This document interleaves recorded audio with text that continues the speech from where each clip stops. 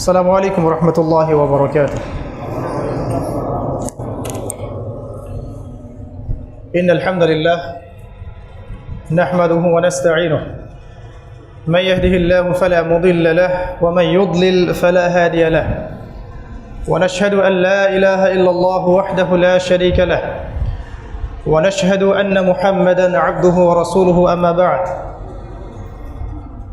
فقد قال الله تعالى في كلامه المجيد والفرقان الحميد بعد أعوذ بالله من الشيطان الرجيم بسم الله الرحمن الرحيم إن الله لا يغير ما بقوم حتى يغير ما بأنفسهم وقال الله تعالى يا أيها الذين آمنوا اتقوا الله حق تقاته ولا تموتن إلا وأنتم مسلمون وقال الله عز وجل كم من فئة قليلة غلبت فئة كثيرة بإذن الله وقال رسول الله صلى الله عليه وسلم إن الله يرفع بهذا الكتاب أقواما ويضع به الآخرين وقال عليه السلام القرآن حجة لك أو عليك رب اشرح لي صدري ويسر لي أمري واحلل عقدة من لساني يفقه قولي اللهم فقهنا في الدين وعلمنا التأويل آمين يا أرحم الراحمين اللهم يسر ولا تعسر وتمم علينا بالخير آمين يا أرحم الراحمين الحمد لله যাবতীয় প্রশংসা এবং গুণগান একমাত্র মহিয়ান ও গরিয়ান আল্লাহ সুবহানাহু ওয়া তাআলার জন্য যে আল্লাহ রাব্বুল আলামিন আজকে শাওয়াল মাসের 7 তারিখে আমাদেরকে একটা দিনই মজলিসে বসার তৌফিক দান করেছেন। আমরা সবাই শুকরিয়া আদায় করি, বলি আলহামদুলিল্লাহ। অগণিত অসংখ্য দরুদ এবং সালাত বর্ষিত হোক মহান আল্লাহ প্রেরিত সর্বশেষ নবী, চূড়ান্ত নবী, মানবতার মুক্তির দূত মুহাম্মদুর রাসূলুল্লাহ সাল্লাল্লাহু আলাইহি ওয়াসাল্লামের প্রতি আমরা দরুদ পাঠ করি। আল্লাহুম্মা সাল্লি আলা মুহাম্মদ ওয়া আলা আলি মুহাম্মদ কামা সাল্লাইতা আলা ইব্রাহিম ওয়া আলা আলি ইব্রাহিম ইন্নাকা হামিদুম মাজিদ। اللهم بارك على محمد وعلى آل محمد كما باركت على إبراهيم وعلى آل إبراهيم إنك حميد مجيد। সম্মানিত উপস্থিতি, আপনারা কেমন আছেন?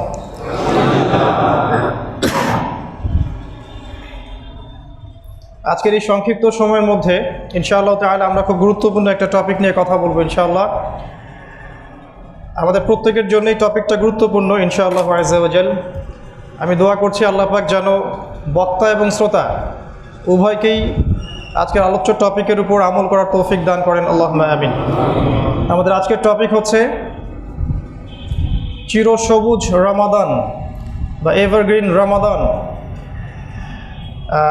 একটা বিজয়ী জাতির অনুপ্রেরণা। রমাদান একটা ধুলোমলিন উপহার। সহজ করে বললে আমরা শাওয়াল মাসে বসে আছি, রমাদানকে আমরা ফেলে এসেছি, কিন্তু রমাদানকে রাসূলুল্লাহ সাল্লাল্লাহু আলাইহি ওয়াসাল্লাম এবং সাহাবায়ে কেরাম কখনো ফেলে দিতেন না। একটা রমাদান চলে গেলে তারা পরের রমাদানের জন্য অপেক্ষা করতেন এবং রমাদানের শিক্ষাগুলোকে তারা সারা জীবন বাস্তবায়িত রাখতেন। দুর্ভাগ্যজনক হলো সত্য যে আমরা এটা করতে পারি না। রমাদানে আমরা মাশাআল্লাহ অনেক আমল করি। ফর এক্সাম্পল, আমরা তারাবির সালাত পড়ি, কোরআন খতম দেই, আমরা ইতিকাফ করি, আমরা সাদাকা করি, যাকাত দেই, আমরা বেশি বেশি জিকির করি, দিন চর্চার প্রতি মনোনিবেশ করি, দাওয়ার কাজ করি, অনেক কিছুই করি। কিন্তু সমস্যা হচ্ছে আমরা এটাকে ধরে রাখতে পারি না। আমরা সারা বছর এই বিষয়টাকে ধরে রাখতে পারি না। আজকে আমরা একটু রমাদানকে ভিন্নভাবে দেখব যে রাসূলুল্লাহ সাল্লাল্লাহু আলাইহি ওয়াসাল্লাম এবং সাহাবায়ে কেরাম রমাদানের শিক্ষাগুলোকে কিভাবে ধরে রাখতেন এবং কেন আল্লাহ পাক রমাদানকে আমাদের জন্য হাদিয়া দিলেন। রমাদানের শিক্ষাগুলোকে বাস্তবায়নের মধ্য দিয়ে ইসলাম কিভাবে বিজয়ী হলো, এই ছোট্ট গল্পটা আজকে আপনাদের সাথে শেয়ার করব ইনশাআল্লাহ। ওয়া মা তাওফীকি ইল্লা বিল্লাহ আলাইহি তাওয়াক্কালতু ওয়া ইলাইহি উনীব।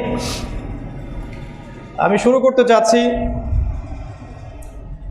রাসূলুল্লাহ সাল্লাল্লাহু আলাইহি ওয়াসাল্লামের সিরাত পড়ার যে প্রয়োজনীয়তা এর উপরে।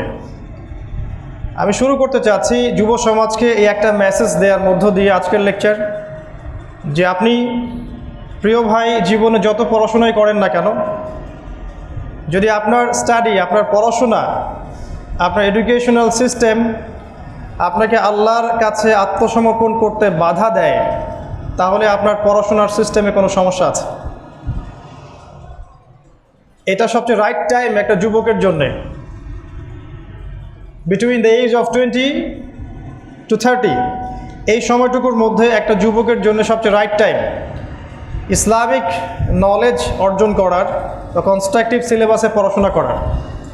এই সিলেবাসে পড়াশোনা করতে প্রথম যে সাবজেক্টটার দরকার সেটা হচ্ছে সিরাত, রাসূলুল্লাহ সাল্লাল্লাহু আলাইহি ওয়াসাল্লামের জীবনী।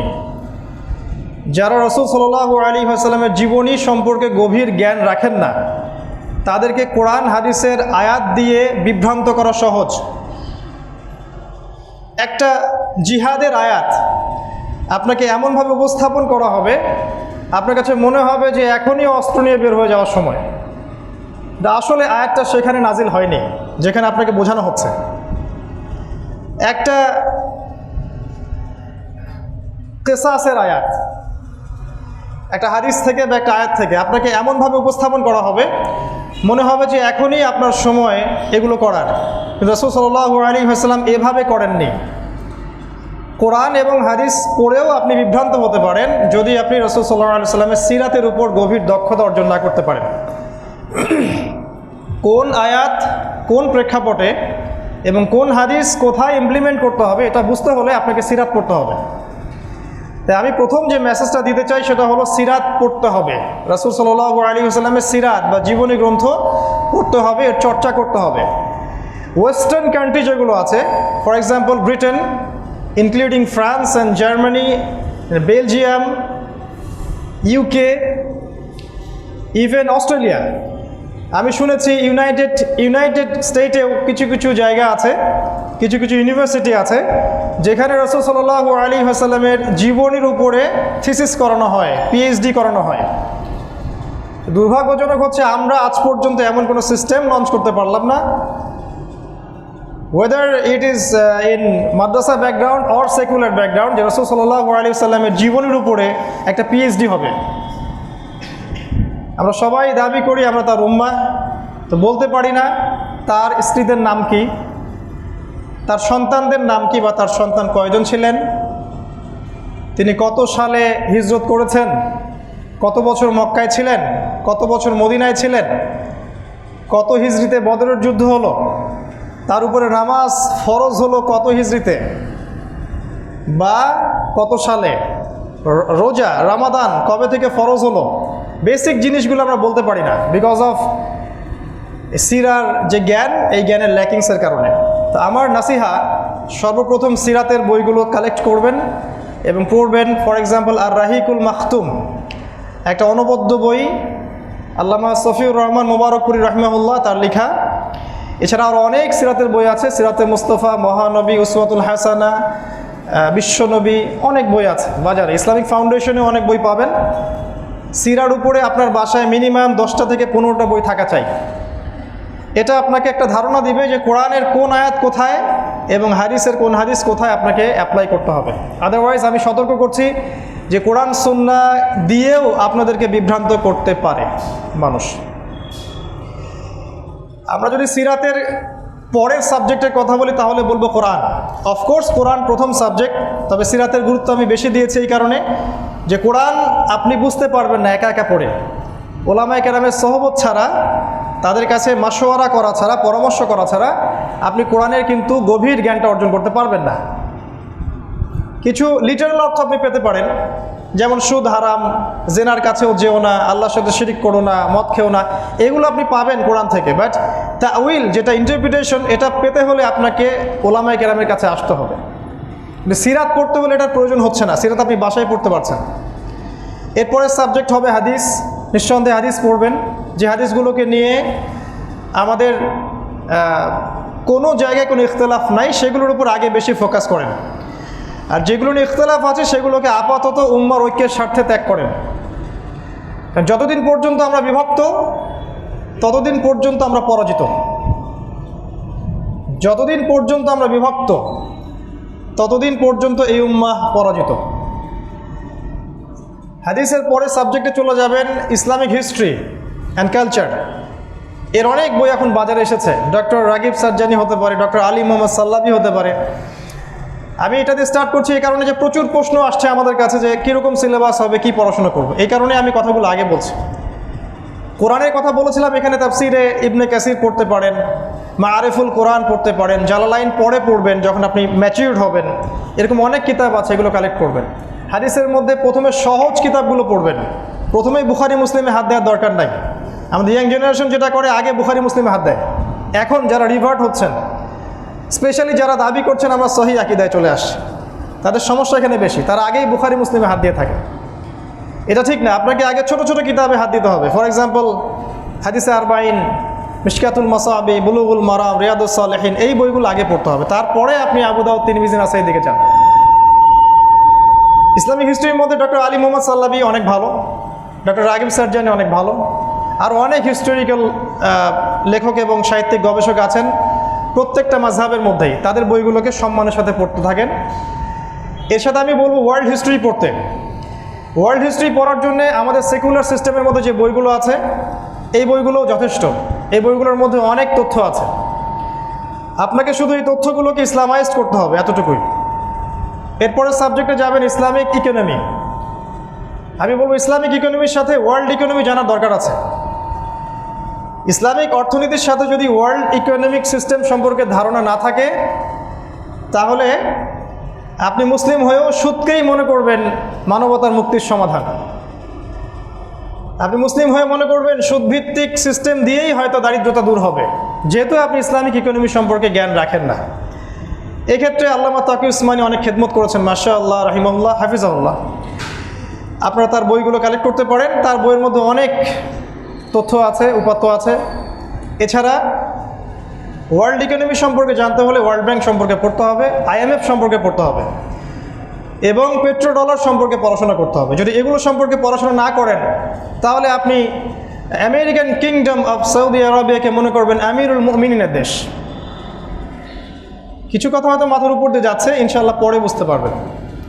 এরপরের সাবজেক্টে আসবেন জিওপলিটিক্স।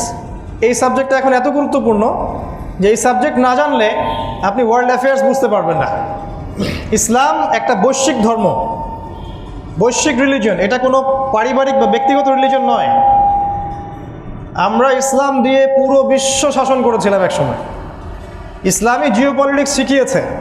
এখনকার যত প্রশাসনিক কাঠামো আছে, এই সমস্ত কাঠামো দিয়েছে উমর ইবনুল খাত্তাব রাদিয়াল্লাহু তাআলা।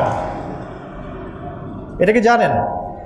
তার এই দফতরিক সিস্টেমটা তার লঞ্চ করা, এটাকে এখন মডিফাই করা হয়েছে।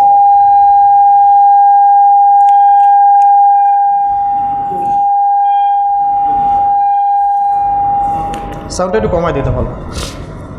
ঠিক আছে, বসো। তো জিওপলিটিক্স পড়তে হবে। আপনারা অনেকে পড়েন সাবজেক্টটা, আমি জানি। যারা বিসিএস কোচিং করেন, যারা চাকরির জন্য ইন্টারভিউ দিতে যান, আপনারা চলতি বিশ্ব, আজকের বিশ্ব, এরকম অনেক বই পড়েন, কারেন্ট অ্যাফেয়ার্সগুলো পড়েন। কিন্তু আমার নক করার জায়গা অন্য একটা জায়গায়। এই বিষয়গুলো আপনাকে চূড়ান্ত সত্যের জ্ঞান দিবে না। আপনাকে এই জ্ঞানগুলোর সাথে কোরআন এবং হাদিসকে মিলাতে হবে। স্পেশালি কোরআনিক জিওপলিটিক্স এবং হাদিসের মধ্যে শেষ জামানা সম্পর্কে যত হাদিস দেয়া আছে, এগুলো যদি মিলাতে না পারেন, তাহলে আপনি বর্তমান প্রেক্ষাপটকে বুঝতে পারবেন না। যেমন আমরা বলছি সামনে নিউক্লিয়ার যুদ্ধ হতে যাচ্ছে।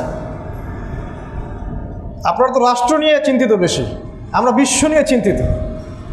বিশ্বের সামনে একটা ম্যাসাকার অবস্থা আসতে যাচ্ছে। আখিরুজ্জামানের জ্ঞান আমাদেরকে এটা বলে যে ওয়ার্ল্ড যে কোনো সময় একটা নিউক্লিয়ার যুদ্ধের দিকে চলে যাবে। ওয়ার্ল্ডের দারিদ্রতা আরও বেড়ে যাবে, মহামারী আরও বাড়তে থাকবে, ভাইরোলজিক্যাল ওয়ার হতে পারে, যেটাকে আমরা বলি যে বায়ো ওয়েপেন্স। ওয়ার্ল্ডের ম্যাপটা ছোট হয়ে আসতে পারে এবং পপুলেশন কমে যাবে ইনশাআল্লাহ। এবং সামনের যে দিনগুলো আসতে যাচ্ছে, দিনগুলো একটা আরেকটার থেকে বেশি ভয়ঙ্কর হতে যাচ্ছে। আমরা অনেকদিন আগে বলেছিলাম যে মহামারীর সিজনগুলো যখন চলে যাবে, ওয়াবাদাহু সানাওয়াতু জালাজিল, এরপরে আসবে ভূমিকম্পের বছরগুলো। এরপরে আসতে যাচ্ছে ওয়ার্ল্ডের দিকে ভূমিকম্পের বছরগুলো। সানাওয়াত, সানা শব্দের বহু বচন, বছরগুলো, জালাজিল, জালজালার বহু বচন, এগুলো সামনে আসবে। মনিটরি সিস্টেম কলাপস করে যাবে। আমি বলেছি পেপার মানি কলাপস করে যাবে, ইলেকট্রনিক মানি চলে আসবে, ডিজিটাল মানি সব। এবং আপনারা সম্পত্তি হারাতে পারেন যদি এই কিনা আপনি সম্পদ সোনা বা রূপা বা জমি বা গবাদি পশুতে ইনভেস্ট না করেন। এই কথাগুলো তারা হয়তো মানবে না বা বুঝবে না যারা এই সম্পর্কে জ্ঞান রাখেন না। তাদের প্রতি আমাদের কোনো আক্রোশ নাই, কারণ আমরা সবার জন্যে নাসিহামূলক কথা বলছি। কেউ আমাদের শত্রু না, কোনো মাযহাবের মানুষ বা কোনো তরিকার মানুষ বা কোনো রাষ্ট্র বা কোনো গভর্নমেন্ট কেউই আমাদের এনিমি নয়। তাদের প্রত্যেকের জন্য নাসিহামূলক কথা আমরা বলছি on the basis of Quran and সুন্নাহ। যদি ইচ্ছা হয় বা আমার কথাগুলো বা আমাদের কথাগুলোকে গবেষণা করে মনে হয় যে হ্যাঁ এটা ঠিক আছে, এর বেইজ আছে, only then you should accept my opinion. Otherwise আপনি আমার কথাগুলোকে নিয়ে ডাস্টবিনে ছুঁড়ে মারেন, কোনো সমস্যা নেই। আমরা আমাদের টিচারদের কাছে এটা শিখেছি। তারা বলতেন যখন আমরা কোনো ওপিনিয়ন দিব কোরআন এবং সুন্নাহ থেকে, you should not accept it. তোমার কখনো এটা অ্যাকসেপ্ট করার দরকার নাই until or unless you are convinced that I am correct. যখন আপনার কাছে মনে হবে যে এটা কারেক্ট তখন আপনি নিতে পারেন, তার আগে নয়। আমরা আপনাদের চিন্তার দরজাটা খুলতে চাচ্ছি আর কি। এই সাবজেক্টগুলো পড়াশোনা করেন প্রিয় ভাইরা, ইনশাআল্লাহ আগামী দিনগুলো ভালো হবে। আর এই সাবজেক্টগুলো একদিনে পড়ে শেষ করা যাবে না, আপনাকে একটা ধারাবাহিক সময় ধরে পড়াশোনা করতে হবে। অবশ্যই ওলামায়ে কেরামের সোহবতে গিয়েই পড়বেন, তাদের সাথে মাশওয়ারা করবেন, পরামর্শ করবেন। একা একা কোনো ফতোয়ায় চলে যাবেন না, কোনো ডিসিশনে চলে যাবেন না, এটা আমার নাসিহা। আজকে আমি যেটা বলতে যাচ্ছিলাম, রমাদানের শিক্ষাগুলোকে ধরে রাখার ব্যাপারটা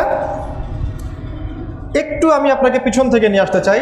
রাসূলুল্লাহ সাল্লাল্লাহু আলাইহি ওয়াসাল্লাম মক্কায় কত বছর ছিলেন? কত বছর ছিলেন?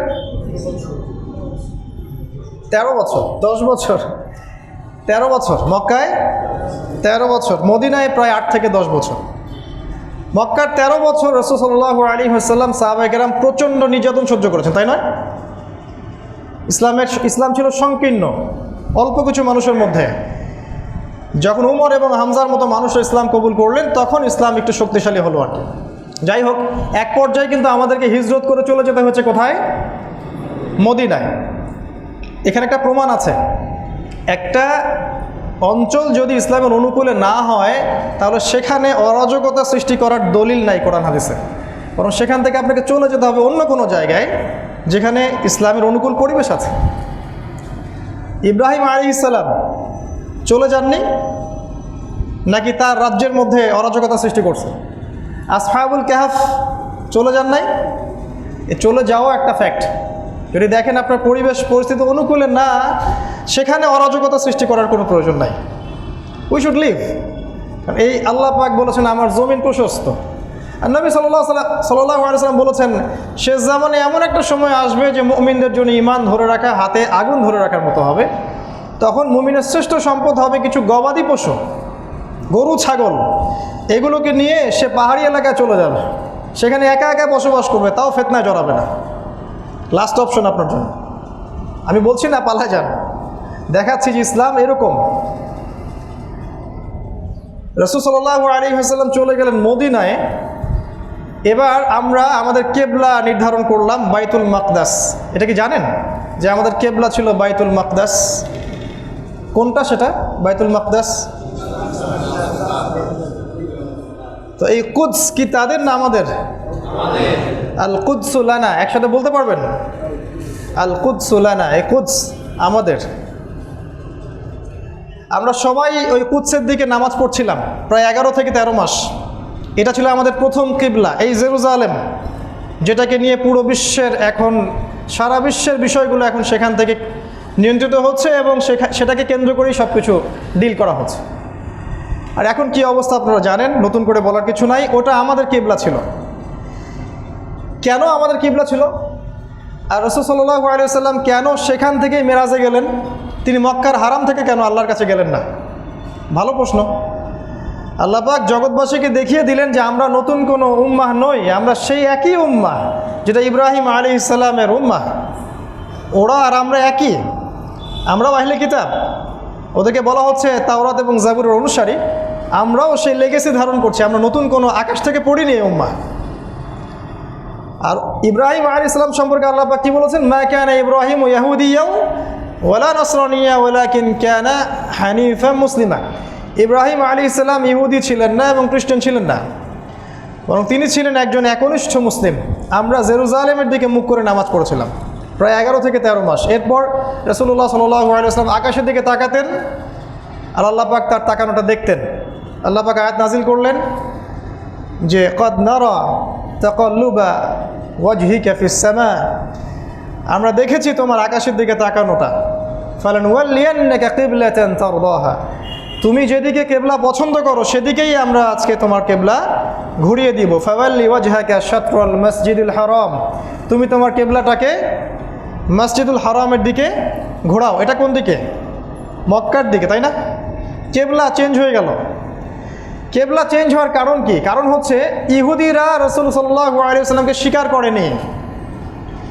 আল্লাহ পাক বলেছেন ইয়ারিফুনাহুম কামা ইয়ারিফুনাহু কামা ইয়ারিফুনা আবনাহুম, ইহুদি খ্রিস্টানরা মুহাম্মদ সাল্লাল্লাহু আলাইহি ওয়াসাল্লামকে চিনে বা চিনত ঠিক যেমন করে তারা তাদের বাবা এবং সন্তানদেরকে চিনে। তারপরেও তারা রাসূল সাল্লাল্লাহু আলাইহি ওয়াসাল্লামকে গ্রহণ করলো না। আল্লাহ পাক কেবলা চেঞ্জ করে দিলেন, নতুন কেবলা, নতুন জামাআ, নতুন উম্মাহ, নতুন নেশন। এখন আমরা আর তাদের অংশ নই। আমি কি বুঝাতে পারছি? কেবলা চেঞ্জ হওয়ার বিষয়টা মানে হচ্ছে আমরা এখন নতুন একটা উম্মাহ, নতুন একটা নেশন, নতুন একটা ইমারা, নতুন একটা জামাআ, নতুন একজন নবী এবং এমন একটা নেশন যেটা সারা বিশ্বকে রুল করবে ইনশাআল্লাহ। ভালো করে দেখেন, এই কেবলা চেঞ্জ হওয়ার মাত্র 10 বছরের মধ্যে, মাত্র 10 বছরের মধ্যে ওই রেফিউজিরা ইসলাম কবুল করে মদিনায় চলে গেল। অল্প কিছু মানুষ, তারাই মক্কা বিজয় করে বিশ্ব শাসন করলো। বুঝতে পারছেন কি?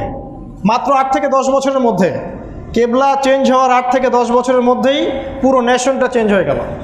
ওই অল্প কিছু গুটি কয়েক মানুষ, তারা আর রেফিউজি হয়ে মদিনায় থাকলো না, বরং তারা মক্কা সহ পুরো জাজিরাতুল আরবটাই জয় করে ফেলল। আল্লাহ চাইলে সব পারেন, কিন্তু আল্লাহ পাক বলেছেন ইন্নাল্লাহা লা ইউগাইয়িরু মা বিকওমিন, আল্লাহ পাক কোনো কওমের অবস্থা ততক্ষণ পর্যন্ত সংশোধন করেন না হাত্তা ইউগাইয়িরু মা বিআনফুসিহিম, যতক্ষণ না তারা নিজেদের অবস্থা সংশোধনের চেষ্টা করে। আল্লাহ আরও বলেছেন কাম মিন ফিআতিন কলিলা, কত ছোট ছোট ক্ষুদ্র ক্ষুদ্র দল ছিল, গালাবাত ফিআতান কাসীরাতান বিইذনিল্লাহ, বড় বড় অনেক দলের উপর তারা বিজয় লাভ করেছিল আল্লাহর সাহায্য নিয়ে। আল্লাহ আরও বলেছেন ইন তানসুরুল্লাহ ইয়ানসুরকুম, তোমরা যদি আল্লাহকে সাহায্য করো তবেই আল্লাহ তোমাদেরকে সাহায্য করবে। এই কেবলা চেঞ্জ হওয়ার পরে আরেকটা ঘটনা ঘটেছে, সেটা হলো আল্লাহ পাক রমাদান মাসের রোজা ফরজ করেছে। আমাদের টপিকের দিকে আসছে। কেবলা চেঞ্জ হওয়ার পরে আল্লাহ পাক রমাদানের সওম ফরজ করেছেন। রমাদান মাসব্যাপী সওম আগে ফরজ ছিল না, আগে বিচ্ছিন্নভাবে মানুষ সিয়াম রাখতে হয়। তো কেবলা চেঞ্জের সাথে এই রমাদানের কি সম্পর্ক? রমাদান আল্লাহ পাক আমাদেরকে দিচ্ছেন এবং রমাদান মাস কেন্দ্রিক আল্লাহ আমাদেরকে কিছু কাজ দিবেন, কিছু প্র্যাকটিক্যাল ওয়ার্ক দিবেন, যেই কাজগুলো যদি আমরা পুঙ্খানুপুঙ্খরূপে করতে পারি তাহলে আমরা আর পরাধীন থাকবো না, আবার দেখবেন ইসলাম বিজয়ী হবে। রমাদানের এই কাজগুলো রাসূলুল্লাহ সাল্লাল্লাহু আলাইহি ওয়াসাল্লাম এবং সাহাবায়ে কেরাম পুঙ্খানুপুঙ্খরূপে করেছিলেন। শুধু সওম রাখেন নাই, রমাদানে আরও অনেক কাজ আছে, আমি আসছি ওইদিকে। ওই কাজগুলো বাস্তবায়ন করার ফলেই এই রিফিউজিরাই কিন্তু পরে মক্কা জয় করেছে। আমি স্মরণ করাই, রমাদান মাসেই বদরের যুদ্ধ হয়েছে, রমাদান মাসেই মক্কা বিজয় হয়েছে, রমাদান মাসেই আইন জালুতের যুদ্ধ হয়েছে, প্রচুর। রমাদানে কি কি কাজ করেছিলেন রাসূল সাল্লাল্লাহু আলাইহি ওয়াসাল্লাম, এর মৌলিকত্বগুলো কি ছিল? আমি 10টা পয়েন্ট নোট করেছি আপনাদের জন্য, খুব শর্ট করে আমি বলবো যেহেতু ডিটেলস বলার সময় নাই। নাম্বার 1, রমাদান কেন্দ্রিক যে প্রথম কাজটা রাসূল সাল্লাল্লাহু আলাইহি ওয়াসাল্লাম সাহাবায়ে কেরাম করেছিলেন, তার প্রথমটা আপনারা সবাই জানেন এবং আমরা সবাই করি, সেটা হচ্ছে সিয়াম বা সওম। আল্লাহ পাক যেটা সূরা বাকারায় বলেছেন কুতিবা আলাইকুমুস সিয়াম কামা কুতিবা আলাল লাযিনা মিন ক্বাবলিকুম লাআল্লাকুম তাত্তাকুন, তোমাদের উপরে সিয়ামকে ফরজ করা হয়েছে ঠিক যেমন পূর্ববর্তী নেশনদের উপরেও ফরজ করা হয়েছিল, লাআল্লাকুম তাত্তাকুন, যাতে করে তোমরা তাকওয়া অবলম্বন করতে পারো। এই সিয়ামের উদ্দেশ্য ছিল তাকওয়া অবলম্বন করা। আর সিয়াম মানেই হচ্ছে সবর, সিয়াম মানেই সবর করা, ধৈর্য ধরা, আল্লাহর জন্যে নিজের হালালটা পর্যন্ত ত্যাগ করা। হারাম তো অনেক দূরের কথা, হালাল স্ত্রী ছেড়ে দেয়া, হালাল খাবার ছেড়ে দেয়া, হালাল পানি ছেড়ে দেয়া। হারাম তো অনেক দূরের কথা। তাই যারা সওম রেখেও সুদ খান, ঘুষ খান, দুর্নীতি করেন, তারা রোজার কি ব্যাখ্যা বুঝলেন আল্লাহু আ'লাম। নবী সাল্লাল্লাহু আলাইহি ওয়াসাল্লাম বলেছেন যে কেউ যদি রোজা রেখে মিথ্যা কথা বলে, গীবত করে বা তহমত করে, অশ্লীল কাজ করে, তার না খেয়ে থাকাতে আল্লাহর কিছু যায় আসে না। তাহলে কেউ যদি রোজা রেখে সুদ খায়, জিনা করে, হারাম অ্যাফেয়ার্সে লিপ্ত হয়, দুর্নীতি করে, ঘুষ খায়, তাহলে তার রোজা কি আল্লাহর কাছে কবুল হবে? কি বলে আপনার বিবেক? তাই সওম আমাদেরকে হালাল পর্যন্ত ছাড়তে বাধ্য করেছে। এটা হচ্ছে সবর, মানে ইস্তেকামা। যদি মুসলিমরা এমন সবর করতে পারে, ইস্তেকামা দৃঢ় থাকতে পারে, ইনশাআল্লাহ তাআলা তারা আবার সেই আগের সোনালী যুগটা ফিরে পাবে ইনশাআল্লাহ। এটা ছিল প্রথম শিক্ষা সওমের। একটা পয়েন্ট বলি, কুতিবা আলাইকুমুস সিয়াম, এর ডানে একটা আয়াত আছে কুতিবা আলাইকুমুল কিসাস, আর বামে একটা আয়াত আছে কুতিবা আলাইকুমুল কিতাল। গ্রামার যারা জানেন ওস্তাদদের কাছে গিয়ে এগুলোর গ্রামাটিক্যাল প্যাটার্নটা বুঝে নেবেন যে কুতিবা আলাইকুম মানে কি। আমি বলতে চাচ্ছি না সঙ্গত কারণে। দ্বিতীয় যে কাজটা রাসূল সাল্লাল্লাহু আলাইহি ওয়াসাল্লাম সাহাবায়ে কেরাম করেছিলেন রমাদান মাস কেন্দ্রিক, সেটা হলো তাকওয়া। রমাদান মাসে সওম রাখার মধ্য দিয়ে তারা তাকওয়া অবলম্বন করেছেন। তাকওয়া কী জিনিস? আমার সুন্দর টুপি, আমার জুব্বা, আমার পাগড়ি এবং দাড়ি, তাই না ভাই? তাকওয়া কী জিনিস? রাসূলুল্লাহ সাল্লাল্লাহু আলাইহি ওয়াসাল্লাম বলেছেন তাকওয়া হাহুনা, তাকওয়া এইখানে, কলিজার দিকে ইশারা করে বলেছেন 3 বার, তাকওয়া হাহুনা, তাকওয়া এইখানে। তাকওয়া মানে হচ্ছে আল্লাহ পাকের সমস্ত নিষেধ বর্জন করা, আল্লাহকে ভয় করা। ঠিক যেমন সওম রেখে আমরা আল্লাহকে ভয় করে খাবার ছেড়েছি, গোপনে খাবার খাই নাই, গোপনে পানি খাই নাই, স্ত্রী সহবাস করতে পারতাম, কেউ দেখতো না, কিন্তু করি নেই, আল্লাহকে ভয় করে, এর নাম তাকওয়া। উম্মার প্রত্যেকটা যুবক যুবতী, আমাদের মুরব্বী কেরাম সবাই যদি এই তাকওয়াটা আমরা অর্জন করতে পারি, ইনশাআল্লাহ তাআলা রমাদানের শিক্ষা জীবিত থাকবে এবং উম্মাহ বিজয়ী হবে ইনশাআল্লাহ। আর আল্লাহ পাক কিন্তু বলেছেন আল্লাহ পাক ধৈর্যশীলদের সাথে আছেন, আল্লাহ পাক মুত্তাকিদের সাথেও আছেন। এটা আল্লাহর মাইয়াত, আল্লাহ পাক সাথে আছেন। আর আল্লাহ যার সাথে আছেন তার কোনো চিন্তা নাই ইনশাআল্লাহ। কারণ দুনিয়ার জীবনটা খুব তুচ্ছ। আজকে আমরা এই মসজিদে যারা আছি, এখানে অনেক রকম মানুষ আছি, আজকে আমরা বিভিন্ন ঘরানা থেকে, আমরা সবাই মারা যাব, আমরা সবাই মারা যাব, এটাই বাস্তব। আল্লাহ পাক আমাদের তাকওয়া অনুযায়ী আমাদের বিচার ফয়সালা করবেন। তাই এখন যারা আমরা বেঁচে আছি, আমরা সবাই মারা যাব, এই কথাটা আমাদের সবার ভালো করে হৃদয়ঙ্গম করা উচিত। যদি আমরা সবর, ইস্তেকামা এবং তাকওয়া অর্জন না করতে পারি, তাহলে মৃত্যুর পরের জীবনটা আমাদের জন্য ভালো হচ্ছে না। আমরা কেউ পৃথিবীতে চিরকাল থাকতে আসেনি, আল্লাহ পাক এই বিষয়টা বোঝার তৌফিক দান করুন। 3 নম্বর যে বিষয়টা রাসূল সাল্লাল্লাহু আলাইহি ওয়াসাল্লাম সাহাবায়ে কেরাম করেছিলেন এবং রমাদানের বিশেষত্ব ছিল, সেটা হচ্ছে আল কোরআন। আপনি দেখবেন সূরা বাকারায় একটা আয়াত আছে, শাহরু রমাদান আল্লাযী উনজিলা ফীহিল কোরআন। রমাদান সেই মাস যেই মাসে কোরআন নাজিল করা হয়েছিল। রমাদান মাসে এত কিছু আমরা কেন করি? কারণ হচ্ছে একটাই, এই মাসে কোরআন নাজিল হয়েছে এবং এই মাসেই পূর্ববর্তী সমস্ত আসমানি কিতাব নাজিল হয়েছে। এই মাসটা ওহী নাজিলের মাস। এই যে কোরআন নাজিল করা হলো, এই কোরআন কেন্দ্রিক রাসূল সাল্লাল্লাহু আলাইহি ওয়াসাল্লাম সাহাবায়ে কেরাম কিছু কাজ করেছিলেন। তারা কোরআন বিশুদ্ধ করে পড়তে শিখেছেন, তারা কোরআনের অর্থ বুঝেছেন, কোরআনের আদেশগুলোকে মেনে চলেছেন, নিষেধগুলোকে বর্জন করেছেন, কোরআনের দাওয়াত মানুষের কাছে পৌঁছে দিয়েছেন এবং কোরআনের যে লসগুলো, শরিয়া ছিল, এগুলোকে তারা বাস্তবায়িত করেছিলেন। এই হকগুলো আদায় করেছিলেন বিধায় আপনি দেখবেন রমাদান মাস পাওয়ার 8 বছর পরে মুসলিম উম্মাহ আর দুর্বল নাই, তারা শক্তিশালী। তো এই কোরআনের প্রথম একটা বিধান ছিল ইকরা, পড়ুন। আজকে আমরা পড়তে চাই না, আমি শুরু করেছি এই জন্য পড়ার কথাগুলো দিয়ে, সাবজেক্ট এবং সিলেবাস বলে দিয়েছি, আপনারা পড়তে থাকেন। আমরা যদি না পড়ি, পড়াশোনার চর্চাটা না করি, তাহলে আমাদের ঈমান কমে যাবে। সত্যি কথা এটা। শেষ জামানায় আমল দিয়ে ঈমান ধরে রাখা যাবে না, শেষ জামানায় আমল দিয়ে ঈমান ধরে রাখা যাবে না। পড়াশোনা, জ্ঞান চর্চার মধ্য দিয়ে আপনাকে ঈমান ধরে রাখতে হবে। একটা সাবজেক্টে আপনি পড়াশোনা করবেন গভীরভাবে, দেখবেন আপনার ঈমান তাজা হচ্ছে। পড়বেন না, দেখবেন ঈমান আস্তে আস্তে কমে যাচ্ছে। আল্লাহ রাসূলকে প্রথম আদেশ দেওয়া হচ্ছে পড়তে, অতএব পড়তে শিখুন। পড়ুন, প্রচুর পড়তে থাকেন। আপনাকে বিশ্ব, রাষ্ট্র, পলিটিক্স, ইকোনমিক্স এগুলো নিয়ে চিন্তা করতে হবে না আপাতত। আপনি খালি পড়তেই থাকেন, খালি পড়তে থাকেন। আগামী 5 বছর পড়বো এরকম চিন্তা করেন যে আমি আগামী 5 বছর পড়াশোনা করবো ইনশাআল্লাহ। ডানে বামে দেখবো না কোনো কিছু, কোনো দল, কোনো সংগঠন, কোনো এই ফেরকা টেরকা এগুলোতে ঢোকার দরকার নেই আপনার। আপনি পড়তে থাকেন, খালি পড়াশোনা করেন। কারণ এখন কোনো সিদ্ধান্ত নেবেন আপনি, এটা প্রিম্যাচিউর সিদ্ধান্ত হবে। পড়াশোনা করে আপনি জ্ঞান অর্জন করেন, আপনার হিকমা প্রজ্ঞা বাড়বে, তখন একটা ডিসিশন নেবেন, দেখবেন ডিসিশনটা ম্যাচিউরড। অতএব পড়তে শিখুন ইনশাআল্লাহ। এবং কোরআন, এই কোরআনের হক যদি আমরা আদায় করতে পারি ইনশাআল্লাহ আমরা বিজয়ী হব। যদি আদায় করতে না পারি আমাদের পরাজয় কেউ ঠেকাতে পারবে না। আল্লাহ রসুল বলেছেন, আল কোরআন হুজ্জাতুন লাকা ওয়া আলাইক, কোরআন তোমার পক্ষে দলিল অথবা তোমার বিপক্ষে দলিল। একটা হাদিস বলছে, আল্লাহ রসুল বলেছেন, ইন্নাল্লাহা ইয়ারফাউ বিহাযাল কিতাবি আকওয়ামান, আল্লাহ পাক এই কিতাব দিয়ে বহু জাতিকে সম্মানিত করবেন। ওয়া ইয়াদাউ বিহিল আখারিন, অনেক জাতিকে আল্লাহ পাক এর কারণে অপদস্থও করবেন। মানে কোরআন মেনে চললে সম্মানিত করবেন, মানবে না অপদস্থ করবেন। অপদস্থ আল্লাহ একদিনেই করতে পারেন, বিশ্বাস করেন। দেখছেন সব সাজানো গোছানো পরিপাটি, একদিনে আল্লাহ পাকে এমন ডিজাস্টার দিয়ে দিবেন, শেষ নেশন। দলিল নেবেন, ওই যে আদ জাতিকে দেখেন, সামুদ জাতিকে দেখেন, শুআইব আলাইহিস সালামের কওমকে দেখেন, কওমে মাদিয়ানকে দেখেন, আসহাবুল উখদুদকে দেখেন, ফিরআউনকে দেখেন, ইব্রাহিম আলাইহিস সালামের ট্রাইব নমরুদদেরকে দেখেন। একদিন লাগে আল্লাহ পাকের। অতএব আল্লাহর বিধান, আল্লাহর কোরআনের বিরুদ্ধাচরণ করবেন না।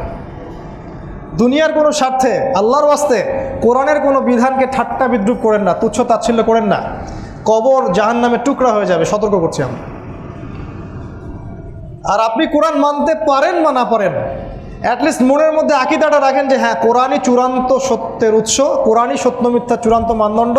আমি দুনিয়াবি অনেক স্বার্থে পারছি না, আল্লাহ আমাকে মাফ করে দাও, আল্লাহ মাফও করতে পারেন ইনশাআল্লাহ। আচ্ছা, আকীদাগত পরিবর্তন নিয়ে আসেন। 4 নম্বর, রমাজান মাসে আমরা পড়েছি তারাবি, এটা রমাজানের বৈশিষ্ট্য ছিল। তারাবি কি জানেন? এটা শুধুমাত্র ইমামের কেরাত শোনা নয়, শুধুমাত্র ইমামের সাথে দাঁড়ায় ইমাম গড়গড় করে পড়ে যাবে আর আমি কিছুই বুঝবো না, এটা তারাবি নয়। তারাবি হবে সুললিত, ধীর স্থিরভাবে, এবং মুসল্লিরা কোরআন বুঝবে। দুর্ভাগ্যজনক আমরা বুঝি না কোরআন কী বলছে। খেয়াল করে দেখেন, কোরআন আমরা পড়ি সবাই, অর্থটা বুঝি না। হাত উঁচু করতে পারবেন 100টা আয়াতের অর্থ কারা বোঝেন কোরআনের? আমরা বাংলাদেশের আবেগী জনগণকে দেখেছি, আমরা কিন্তু আবেগী জনগণ। যখন দেখবেন কেউ রাইজ করছে তার পিছনে অনেক মানুষ, যখন দেখবেন তাকে ধরে জেলে ঢুকাইছে পিছনে কেউ নাই। সত্যি বলছি, আমরা আবেগে চলি। আবেগ একটা ঝোঁক তুলে দিল, এই দিন কায়েম করতে হবে, নামো সবাই রাস্তায়, বাস নামে গেল রাস্তায়। বুঝলেন না যেটা নামলে কি হবে, ম্যাচিউর ডিসিশন নাই। আমরা কোরআনের অর্থ বুঝি না, কিন্তু জিজ্ঞাসা করেন কোরআনের জন্য জীবন দিতে প্রস্তুত, জিজ্ঞাসা করে দেখেন। যে বইয়ের জন্য জীবন দিতে প্রস্তুত সে বইয়ের অর্থ বোঝে না, আবার সে বইয়ের তিলাওয়াতও নিয়মিত করে না, অর্থ বোঝা তো দূরের কথা। যাই হোক, আল্লাহ পাক বোঝার তৌফিক দান করুন, আল্লাহুম্মা আমিন। আমরা তারাবি সালাত বলছিলাম যে এটা শুধু তোতা পাখির মতো তিলাওয়াত করা নয়, এটা ছিল একটা জামা। খেয়াল করে দেখেন, একটা এলাকার মধ্যে তারাবি সালাত হয়, সে এলাকার সব মানুষরা আসেন, একটা ঐক্য, একটা জামা, একসাথে আল্লাহর সামনে দাঁড়ানো, সালাত পড়া, কোরআন তেলাওয়াত করা। এই জামা বা ঐক্যের শিক্ষাটা রমাদান আমাদেরকে দিয়েছিল। কিন্তু আপনি খেয়াল করে দেখেন, রমাদান মাসে আমরা বিভক্ত, আমাদের মধ্যে কোনো ইউনিটি নাই। আমি কোনো সেক্টরিয়াল ডিভিশনের অন্তর্ভুক্ত নই, আমি সালাফি নই, আমি কোনো দেওবন্দি, বেরলভি, আটরশি, মাইজবান্ডারি নই, আমি অনলি একজন মুসলিম। যদি আপনার কোনো অ্যালার্জি থাকে আমার এই কনসেপ্টে, প্লিজ লিভ মি অ্যালোন, আমাকে ছেড়ে দেন একা একা। আমি আপনার সাথে তর্ক করতে যাচ্ছি না, বাট আমি কোনো সেক্টরিয়াল ডিভিশনের অন্তর্ভুক্ত নই। আমরা যারা সেক্টরিয়াল ডিভাইডেড, এই ডিভাইডেশনটা আমাদেরকে আজকে এই জায়গায় নিয়ে আসছে। আমি বলছি না এই পরিচয়গুলো দেওয়ার দরকার নাই, পরিচয় আপনি দিতেই পারেন, একটা যৌগিক পরিচয়, এটা তো মৌলিক না। কিন্তু এই পরিচয়গুলোকে কেন্দ্র করে যে আমাদের মধ্যে বিভক্তি সৃষ্টি হচ্ছে, যতদিন পর্যন্ত এই বিভক্তি থাকবে ততদিন ইহুদিরা আমাদেরকে মারবে। যতদিন পর্যন্ত এই বিভক্তি থাকবে নাসারারা আপনার গলা টিপে ধরবে। আপনি দাঁড়াতে পারবেন না, কারণ ইউনিটি নাই। তাফশালু বাইনাহুম ওয়া তাযহাবু রিহাকুম, তোমাদের হাওয়া বেরিয়ে যাবে, আল্লাহ পাক বলেছেন। ওয়াতাসিমু বিহাবলিল্লাহি জামিআ, তোমরা আল্লাহর রজ্জুটা একসাথে ধরো শক্ত করে। আল্লাহর আয়াত আমরা ফেলে দিয়েছি। ওয়ালা তাফাররাকু, আল্লাহ বলেছেন বিভক্ত হয়ে যেও না, ফেলে দিয়েছে। আমি জানি না এখানে কে কোন ঘরানার, আমি কাউকে আন্ডারস্টিমেট করছি না। এটা আমার জন্য খুবই দুঃখ এবং একটা কষ্টের কারণ। আমরা বড় হয়ে দেখেছি উম্মাহ বিভক্ত, আর যতদিন পর্যন্ত উম্মাহ বিভক্ত আমরা মনে করি না যে উম্মাহ বিজয়ী হতে পারবে। এতে এই বিভক্ত উম্মার ফিউচার নাই। এর মধ্যে যারা ইউনিটি নিয়ে কাজ করবে তাদের ফিউচার আছে। শুধু আমরা কিন্তু রিলিজিয়াস পার্সপেক্টিভে বিভক্ত তা নয়, সোশ্যালি বিভক্ত, আমরা পলিটিক্যালি বিভক্ত, ইকোনমিক সেক্টরে বিভক্ত, সব বিভক্তি আমাদের মধ্যে। অথচ আমরা সবাই কিন্তু আল্লাহর বান্দা, আমরা সবাই মুসলিম। তো আজকে যারা এইভাবে ওয়ান উম্মার কথা বলছি, ট্যাগ লাগিয়ে দিচ্ছে, এর জঙ্গি হয়ে গেছে, এ সন্ত্রাসী হয়ে গেছে। উম্মাকে কি দিলেন এতদিন ধরে বিভক্তি ছাড়া? আল্লাহ পাক বোঝার তৌফিক দান করুন। আমরা জানি কারো মধ্যে সব বিষয়ে একমত হবে না কখনো। এটা সম্ভব না যে একটা সেক্টরে 100% কপি পেস্ট হবে। নো, সাহাবায়ে কেরাম রাদিয়াল্লাহু তাআলা আনহু কোনোদিনও তারা সব বিষয়ে ঐক্যমত ছিলেন না। তাদের মাঝে ইখতিলাফে অনেক বিভক্তি ছিল, তারপরেও তারা একসাথে ছিলেন, ওয়ান উম্মাহ ওয়ান জামাআহ। আমরা সেটা করতে পারিনি। তারাবির সালাত আমাদেরকে ঐক্য শিক্ষা দিয়েছিল, আমরা আজকে সেটা ভুলে গেছি। যদি আমরা তারাবির সালাত থেকে ঐক্য শিখতে না পারি, তাহলে আমাদের ভবিষ্যৎ ভালো নেই। কথাগুলো যত দ্রুত বুঝবেন তত ভালো ইনশাআল্লাহ। রমাদান দিয়েছে আমাদেরকে ইসলামিক ভ্রাতৃত্বের বন্ধন। খেয়াল করে দেখবেন, রমাদানে আমরা একসাথে ইফতার করেছি, একসাথে আমরা যে হালাকাগুলো করেছিলাম, একসাথে ঈদের সালাত আদায় করেছি। ঈদের সালাতে আমরা সবাই এসেছি, একসাথে কোলাকুলি করেছি, একই প্লেটে খাবার খেয়েছি। আমরা সাদাকা করেছি গরিব মিসকিনদেরকে, যাতে ওরাও আমাদের সাথে শরীক হতে পারে। আমরা ফিতরা দিয়েছিলাম, হাদিয়া তোহফা দিয়েছিলাম। রমাদান শেষ, সব শেষ। রমাদান শেষ, আর কোনো ভ্রাতৃত্ব, ভালোবাসার হৃদ্যতা নাই। যদি আমাদের মধ্যে ইন্টারনাল হৃদ্যতা না আনতে পারি, তাহলে আপনি আমি একটা বিজয়ী জাতি হতে পারবো না। এগুলো আমার ঐক্যের জন্যে খুব ফলপ্রসূ। 6 নম্বর যেটা, সেটা হচ্ছে, আমি শেষ করছি একটু পরেই, সেটা হলো জাকাত। রমাদান মাসে আমরা দিয়েছিলাম জাকাত বা জাকাত কেন্দ্রিক ইকোনমিক সিস্টেম, মনে আছে কি? রমাদানে আমরা জাকাতগুলো দিয়েছিলাম।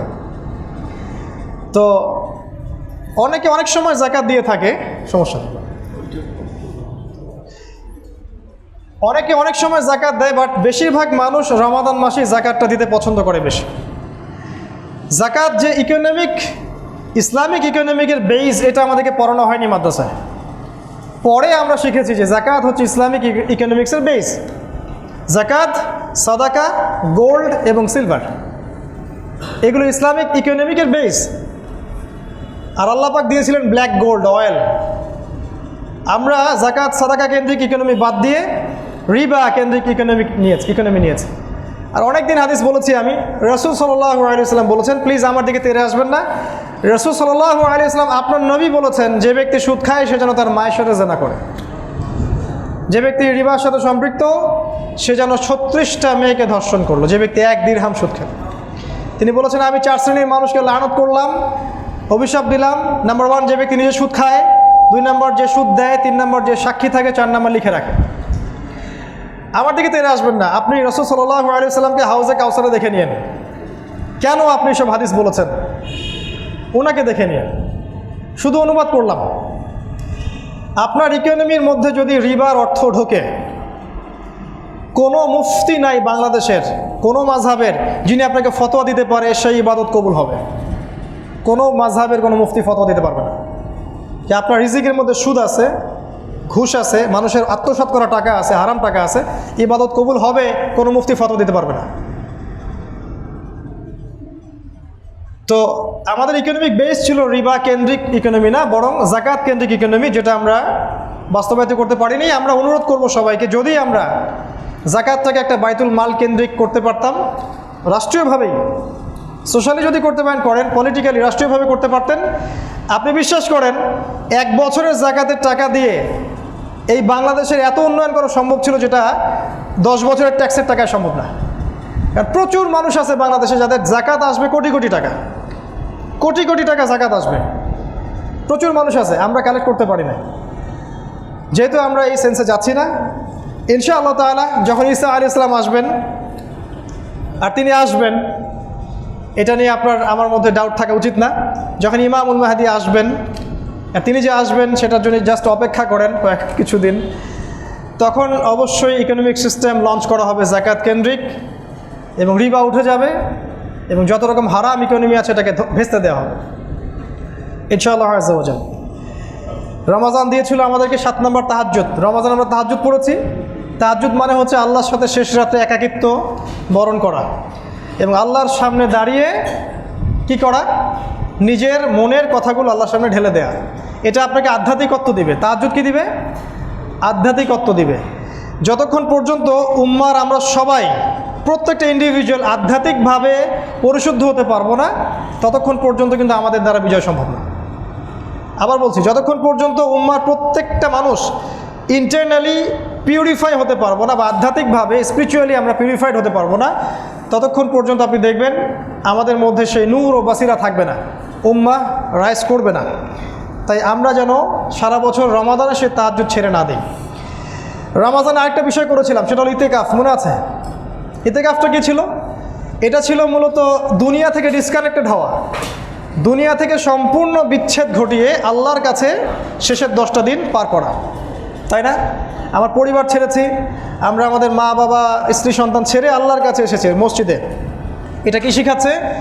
এটা আপনাকে শিখাচ্ছে দুনিয়ার যে মোহ, চাকচিক্যতা, তাকাসুর, এখান থেকে বের হয়ে আল্লাহর সাথে সময় কাটানো। মনে রাখবেন, যতদিন পর্যন্ত এই মুসলিম উম্মাহ দুনিয়ার মোহে ডুবে আছে, দুনিয়ার ভোগবিলাস স্বার্থে ওই আরবদের মতো, ততদিন পর্যন্ত কোশ্চিনকালেও এই উম্মাহ বিজয় লাভ করতে পারবে না। প্যালেস্টাইনের একজন নেতা বলেছিলেন যে আমরা আগে ভাবতাম যে ইসরায়েল ফিলিস্তিন দখল করেছে, তো বলছেন যে আমরা যখন যুবক হলাম তখন জানতে পারলাম যে প্যালেস্টাইন বাদ দিয়ে ইসরায়েল পুরো আরবই দখল করেছে, মানে ওইটা বাদ দিয়ে সবই তার দখলে। তো এই ভোগবিলাসের কথা বলছি না, এই ভোগবাদীদের কথা বাদ দিয়ে ইতেকাফ আমাদেরকে শিখিয়েছে কিভাবে আমরা আল্লাহর সান্নিধ্যে আসবো, নৈকট্যে আসবো, দুনিয়াকে ত্যাগ করে দেবো, ছেড়ে দেব। যতক্ষণ পর্যন্ত দুনিয়ার স্বার্থকে ক্ষুদ্রতর স্কেলে না রাখতে পারছি, ততক্ষণ পর্যন্ত দেখবেন আমাদের দ্বারা কিন্তু দিনের খেদমত সম্ভব হবে না। আর এখন আমাদের মতো যারা দাড়ি টুপি নিয়ে ঘুরি আর কি, আমাদের দ্বারাও দিনের খেদমত কম হচ্ছে। কারণ হচ্ছে আমরা দুনিয়ার মধ্যে ডুবে গেছি। সিরিয়াসলি বলছি, আমরা এখন দুনিয়ার ভিতরে ডুবে গেছি। একটা ইমামতির চাকরি আমার কাছে অনেক কিছু, একটা ওয়াজ মাহফিলের বক্তা হব অনেক ব্যাপার স্যাপার, অনেক ভাবসাব, অনেক কত পলিটিক্স। একজন প্রোগ্রাম ধরবে, মাঝখান থেকে এক পার্টি টাকা খাবে, একজন ড্রাইভার সে টাকা খাবে, আবার হাতে হাতে করে অ্যাডভান্স যেতে হবে, কত কাহিনী এখানে। নূর উঠে গেছে, বারাকা উঠে গেছে, ওই ইলমের সেই তেজটা উঠে গেছে। এই জন্য এগুলো হয়ে গেছে এখন ধর্মকেন্দ্রিক কিছু ব্যবসা। সবাই না, ইল্লা মাশাআল্লাহ। কারণ বাংলাদেশে এমন অনেক ওলামা কেরাম আছেন যারা কখনো অনলাইনে আপনি পাবেন না, তাদেরকে অফলাইনে পাবেন, তারা কখনো অনলাইনে আসে না। এত পরহেজগার, এত মুত্তাকি যে তারা কখনো অনলাইনে আসে না। তাদের জন্য হয়তো আমরা টিকে আছি। আর যাদেরকে দেখছি আমরা বেশিরভাগই প্রোটেস্ট্যান্ট, এবং আমরা যেটা বলি কনভেনশনাল। কিভাবে কনভেনশনাল? কারণ কোরআন সুন্নাহ হাতে থাকার পরেও আমরা ওয়ার্ল্ড অ্যাফেয়ার্সকে ডিল করতে পারছি না। মানুষ আমাদের কাছে এসে জিজ্ঞাসা করবে যে কোরআন সুন্নাহ দিয়ে এটা রেজাল্টটা বলেন যে এখন ওয়ার্ল্ড অ্যাফেয়ার্স যেদিকে যাচ্ছে সামনে কী হতে পারে। উল্টা আমরাই ওদের পিছনে ধর্ণা দিচ্ছি। আমার হাতে কোরআন আছে, যেখানে আল্লাহ পাক বলেছেন যে ওয়ানাজ্জালনা আলাইকাল কিতাব তিবয়ানাল লিকুল্লি শাই, তোমার কাছে এমন কিতাব নাজিল করেছি হে নবী, যেই বই প্রত্যেকটা বিষয়ের ব্যাখ্যা। যেখানে প্রত্যেক বিষয়ের ব্যাখ্যা আছে সেখানটা বাদ দিয়ে আমরা কোথায় যাচ্ছি? আর যারা প্রত্যেকটা বিষয়ের ব্যাখ্যার সেই গ্রন্থ চর্চা করি, তাদের কাছ থেকে মানুষ কোরআনিক জ্ঞান পাচ্ছে না কেন? সমস্যাটা কোথায়? সমস্যাটা হচ্ছে আমরা দুনিয়ার ভিতর ডুবে গেছি। তাই একটা হাদিস স্মরণ করাই, যারা এখানে আমার শ্রদ্ধেয় তালেব ইলমরা আছেন আমার মতো এবং ওলামায়ে কেরাম আছেন, তাদেরকে আল্লাহ রাসূল সাল্লাল্লাহু আলাইহি ওয়াসাল্লাম বলেছেন জাহান্নাম উদ্বোধন করা হবে তিনটা মানুষকে দিয়ে। এক নাম্বার হচ্ছে সে ব্যক্তি শহীদ, তাকে সমস্ত নিয়ামত স্মরণ করানো হবে। সে বলবে হ্যাঁ আমাকে এগুলো নিয়ামত দেওয়া হয়েছিল, বিনিময়ে আমি আমার জীবন দিয়ে দিয়েছি ইসলামের জন্য। আল্লাহ বলবেন ক্যাযিব, তুমি মিথ্যা কথা বলছো, তুমি এই জন্যে জীবন দিয়েছিলে যাতে মানুষ তোমাকে অনেক বড় বীর বলে, অনেক বড় শহীদ বলে, যাও আজকে জাহান্নামে। 2 নম্বর যাকে ডাকা হবে সে একজন দানবীর, প্রচুর টাকা পয়সা দান করেছে। আল্লাহ বলবেন তুমি এই জন্য দান করেছিলে যাতে মানুষ তোমাকে অনেক বড় দানবীর বলে, যাও জাহান্নামে যাও। 3 নম্বর এই যে আমার মতো আউযুবিল্লাহ, বা আপনার মতো আমরা যারা টুকটাক ইসলাম চর্চা করি বা টুকটাক কিছু ভাঙাচোরা কথা বলি তাদের জন্য। সে ছিল একজন আলেম এবং দায়ী এবং মোবাল্লেগ, কারি এবং হাফেজ। আল্লাহ বলবেন তুমি এই জন্য এগুলো অর্জন করেছিলে যাতে মানুষ তোমাকে অনেক বড় কারি বলে, অনেক বড় হাফেজ বলে, অনেক বড় বক্তা বলে, অনেক বড় দায়ী বলে, যাও জাহান্নামে। এই হাদিসটা আবু হুরায়রা রাদিয়াল্লাহু আনহু বলতেন, অজ্ঞান হয়ে পড়ে যেতেন। আল্লাহ পাক আমাদেরকে ওই কাতার অন্তর্ভুক্ত না করুন। দুনিয়াদার ইলম অর্জন করবেন না, দুনিয়া অর্জনের জন্য ইলম অর্জন করবেন না। একটা হাদিস বলি, লোভ সামলাতে পারছি না। যদি আপনি সঠিক নিয়াতে ইলম অর্জন করেন, সঠিক নিয়াতে, যে আপনার নিয়াত আছে যে এই ইলম অর্জন করে আমি দ্বীনের খেদমত করব, সবার কল্যাণ করব, রাসূল সাল্লাল্লাহু আলাইহি ওয়াসাল্লাম বলেছেন এই অর্জন করতে করতে সে যদি মারাও যায়, সে ব্যক্তির এবং একজন আম্বিয়া এর জান্নাতের মাঝে একটা দরজার পার্থক্য থাকবে খালি। আরেকটা হাদিসে আছে একজন আলেম, সত্যিকার অর্থের আলেম, এবং একজন আবেদ, আবেদ মানে যে খালি ইবাদত করে, এর মাঝে একটা পার্থক্য হচ্ছে আমি মুহাম্মদ সাল্লাল্লাহু আলাইহি ওয়াসাল্লাম এবং তোমাদের মাঝে মর্যাদার যে পার্থক্য, এই পার্থক্য। তিনি বলছে আকাশের তারার চাইতে চাঁদের যে উজ্জ্বলতা, একজন আলেমের মর্যাদা আবেদের উপরে তেমন। তো সেই ওলামায়ে কেরাম আমরা যারা আজকে আছি, আমাদের দিকে সবাই তাকায় আছে, এখন পুরো উম্মাহ তাদের দিকে তাকিয়ে আছে। তারা উম্মার কিছু করবেন, উম্মার হাল ধরবেন, উম্মার জন্য কল্যাণকর কিছু করবেন। তাই আমরা যদি দুনিয়া নিয়ে ব্যস্ত হয়ে থাকি, আল্লাহ পাক আমাদেরকে ছাড়বেন না, এই সতর্কবাণীটাও দিয়ে দিলাম। আল্লাহ পাক হেফাজত করুন আমাদেরকে। আর সব দুটা পয়েন্ট, লাস্ট দুটা পয়েন্ট হচ্ছে রামাদান আমাদেরকে টাইম ম্যানেজমেন্ট শিখিয়েছে। খেয়াল করে দেখবেন, ওই যে ফজরে ওঠা, নামাজ পড়া, আবার তাসবিহ তাহলিল করা, ইশরাক পড়া, আবার একটু ঘুমানো, আবার কাজে যাওয়া, আবার 5 ওয়াক্ত সালাত জামাতে পড়া, কাইলুলা করা। দেখেন একটা কি প্রফেটিক সুন্নার মধ্যে আপনি চলে আসছেন, কিন্তু তাই না? প্রফেটিক লাইফস্টাইলের মধ্যে আপনি চলে আসছেন। এই লাইফস্টাইলটা যেন রমাদান শেষ হয়ে চলে না যায়। সাহাবায়ে কেরাম রাদিয়াল্লাহু আনহু এই নববী সুন্নতের মধ্যে দিনরাত পার করতেন। ঘুমানো থেকে শুরু করে, ঘুম থেকে ওঠা, নামাজ পড়া, তাহাজ্জুদ পড়া, ইশরাক পড়া ইত্যাদি সব ছিল তাদের মধ্যে। তারা ব্যবসাও করতেন, তারা দিনও প্রচার করতেন, পরিবারও চালাতেন, সবই করতেন। এই টাইম ম্যানেজমেন্টটা যদি আমরা শিখতে না পারি রমাদান থেকে, তাহলে আমাদের বিজয় সম্ভব নয়। অ্যান্ড ফাইনালি লাস্ট যে পয়েন্টটা, সেটা হচ্ছে রমাদান ওভারঅল আমাদেরকে শিখিয়েছে আত্মত্যাগ, নিজের স্বার্থ ছোট করে অন্যের স্বার্থকে বড় করে দেখা, আল্লাহর জন্য স্বার্থ বিসর্জন দেয়া, আল্লাহর জন্য হারাম ছেড়ে দেয়া, হালাল পর্যন্ত ছেড়ে দেয়া, এবং এই দৃঢ় প্রত্যয়টা লালন করা যে আল্লাহই সব, আমার শুধু আল্লাহই আছেন, আর কেউ নাই। আমি বারবার একটা কথা বলি যে কোনো মানুষকে ভালোবাসে না, কোনো মানুষকে সত্যিকার অর্থে ভালোবাসে না। শুধুমাত্র আপনার রব আল্লাহই আপনাকে ভালোবাসে। আপনি আজ হোক আর কাল হোক এটা বুঝতে পারবেন। আপনার গার্লফ্রেন্ড আপনাকে ভালোবাসে না, আপনার স্বার্থকে ভালোবাসে, আপনার অবস্থানকে ভালোবাসে, আপনার পরিবারের লোকজন আপনার অবস্থানকে ভালোবাসে। আপনি আজকে বড় একটা চাকরি পান, আপনার স্ট্যাটাস বেড়ে যাক, তারা আপনাকে তোলা করে বড় করবে। ওই আপনি এমন একটা কাজ করেন, আপনি সুদের চাকরি ছেড়ে দিয়ে আসেন, 80,000 টাকা বেতন পেতেন, চাকরিটা ছেড়ে দিয়ে আসেন, রিজাইন দিয়ে আসেন, দেখেন আপনাকে কি বলে। আপনি আল্লাহর জন্যে, ওরা বলছে আপনি দাড়ি রাখবেন না, আপনি আল্লাহর জন্য দাড়িটা রাখেন, হারাম রিজিকটা ছাড়েন, হারাম অ্যাফেয়ার্সটা ছেড়ে দেন। আপনার বড় ব্যবসা আছে কিন্তু হারাম, আপনি ছেড়ে দিয়ে পরিবারবর্গের কাছে আসেন, বলেন যে আমি আল্লাহর জন্য হারাম ব্যবসা ছেড়ে দিচ্ছি, দেখেন আপনাকে ভালোবাসে কিনা। মানুষকে ভালোবাসে না, অনলি আল্লাহ আমাদের রব আমাদেরকে ভালোবাসে। তো আল্লাহর জন্য সব ছাড়ার মানসিকতাটা থাকতে হবে। আল্লাহই আমার সব, আল্লাহই আমার রব, আল্লাহর জন্যই আমার জীবন, আল্লাহর জন্যই আমার মৃত্যু। কেউ আমার সাথে নাই, কেউ আমার সাথে যাবেও না। তাই দুনিয়ার এই সংক্ষিপ্ত সময়টা এই মানুষগুলোকে খুশি করার জন্য ব্যয় করবেন না। আল্লাহকে খুশি করতে চান, আল্লাহর কাছে ফেয়ার থাকেন, আল্লাহ আপনাকে সম্মানিত করে দেবেন ইনশাআল্লাহ। আল্লাহ পাক বলেছেন, যখন কোনো বান্দা আমার হয়ে যায়, আমি তার হাত হয়ে যায়, আমি তার কান হয়ে যায়, চোখ হয়ে যায়, পা হয়ে যায়। তিনি বলেছেন, যখন কোনো বান্দা আমার দিকে এগিয়ে আসে 1 হাত, আমি কি 2 হাত এগিয়ে যাই। ও হেঁটে আসলে আমি দৌড়ে চলে যাই। আল্লাহ আরও বলেছিলেন যে যখন আমি কোনো বান্দাকে ভালোবেসে ফেলি, তখন আসমানের ফেরেশতাদের সামনে আমি তার নাম ঘোষণা করি এবং জিবরাইলকে ডেকে বলি যে আমি ওই বান্দাকে ভালোবাসি, তুমিও তাকে ভালোবাসো। আপনি দেখবেন দিনের ব্যাপারে কবুলিয়াত এমনি আসে না। আল্লাহ যদি তাকে ভালো না বাসেন সে ব্যক্তির মধ্যে দিনিয়াত কবুলতে আসবে না। তাই মানুষকে সন্তুষ্ট করার চেষ্টা করবেন না, আল্লাহকে সন্তুষ্ট করার চেষ্টা করেন। যে যে প্রফেশনে আছেন আল্লাহর ওয়াস্তে আল্লাহকে সন্তুষ্ট করেন। আপনার বস, আপনার মনিব, আপনার অফিসার, আপনার অমুক তমুক, এরা যদি আল্লাহর এগেনস্টে থাকে তাদেরকে সন্তুষ্ট করতে যায়েন না। তারা যদি আল্লাহর পক্ষে থাকে তাহলে ওদেরকে সন্তুষ্ট করেন।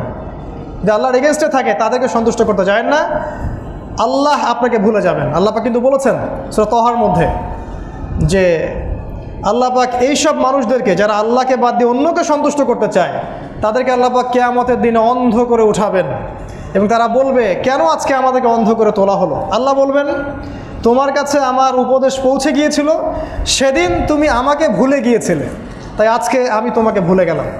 আমরা আল্লাহর কাছে দোয়া করছি আল্লাহ পাক যেন আমাদেরকে ভুলে না যান, আল্লাহ পাক যেন আমাদের সাথে থাকেন। আল্লাহ রাব্বুল আলামিন রমাজান কেন্দ্রিক এই যে শিক্ষাগুলো আমরা 10টা পয়েন্ট বললাম, রমাদানের মতো সওম আল্লাহ পাক আমাদেরকে সারা বছর রাখার তৌফিক দান করেন নফল হিসেবে, এবং রমাদানের মতো সবর আমাদেরকে করার তৌফিক দান করেন, ইস্তেকামা অর্জন করার তৌফিক দান করেন। আল্লাহ পাক আমাদেরকে তাকওয়া অর্জন করার তৌফিক দান করেন। আল্লাহ পাক যেন আমাদেরকে কোরআন কেন্দ্রিক জীবনযাপন করার তৌফিক এনায়েত করেন এবং কোরআনের হকগুলোকে আদায় করার তৌফিক দান করেন। ইয়াং জেনারেশনকে আল্লাহ পাক কনস্ট্রাকটিভ ইসলামিক সিলেবাসে পড়াশোনা করার তৌফিক দান করেন এবং সেকুলার পড়াশোনাও যদি আপনি করেন সেই পড়াশোনাটাকে আপনি ইসলামিক দিকে কনভার্ট করে দিনের খেদমত করার চেষ্টা করেন। আল্লাহ পাক তৌফিক দান করেন। আল্লাহ পাক আমাদের উম্মাহকে ঐক্যবদ্ধ করে দিন, একটা জামা এবং ইউনাইটেড শক্তি আল্লাহ পাক অর্জন করার তৌফিক দান করেন।